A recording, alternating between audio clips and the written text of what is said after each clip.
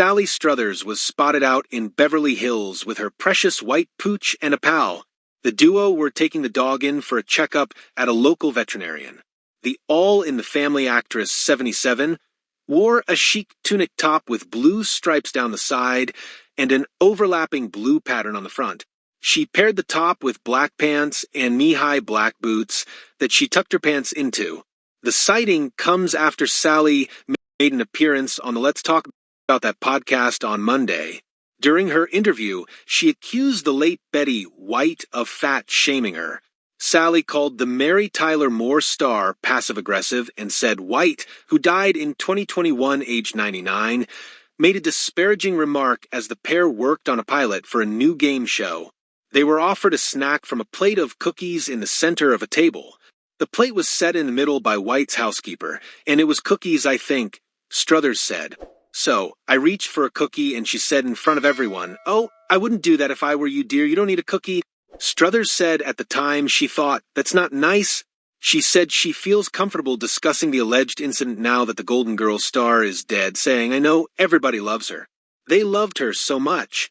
They signed petitions to get her to guest host Saturday Night Live. I know all that." Struthers said White's Golden Girls co-star Bea Arthur was much nicer to her when she guest starred on All in the Family second season.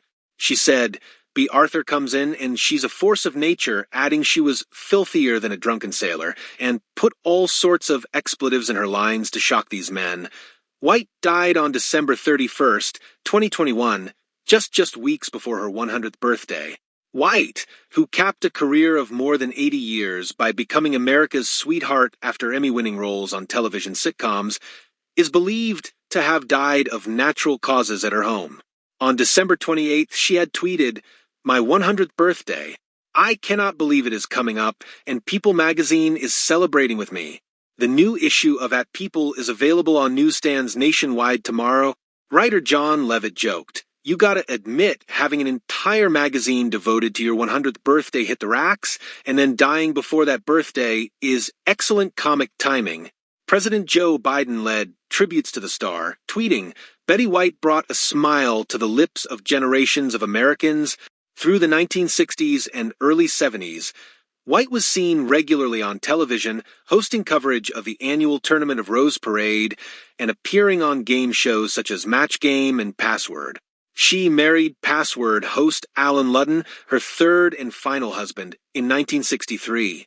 White reached a new level of success on the Mary Tyler Moore Show, playing the host of a homemaking television show, the snide Lusty Sue in Nivens, whose credo was, "A woman who does a good job in the kitchen is sure to reap her rewards in other parts of the house." White won Best Supporting Actress Emmys for the role in 1975 and 1976. She won another Emmy in 1986 for The Golden Girls, a sitcom about four older women living together in Miami that featured an age demographic rarely highlighted on American television. White also was nominated for an Emmy 6 other times for her portrayal of the widowed Rose Nyland, a sweet, naive, and ditzy Midwesterner, on the show which ran from 1985 to 1992 and was one of the top-rated series of its time.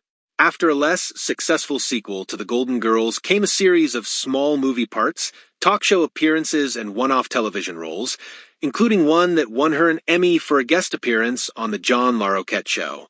By 2009, she was becoming ubiquitous with more frequent television appearances and a role in the Sandra Bullock film The Proposal. She starred in a popular Snickers candy commercial that aired during the Super Bowl, taking a brutal hit in a mud puddle in a football game. White, who had no children, worked for animal causes. She once turned down a role in movie As Good as It Gets because of a scene in which a dog was thrown in a garbage chute.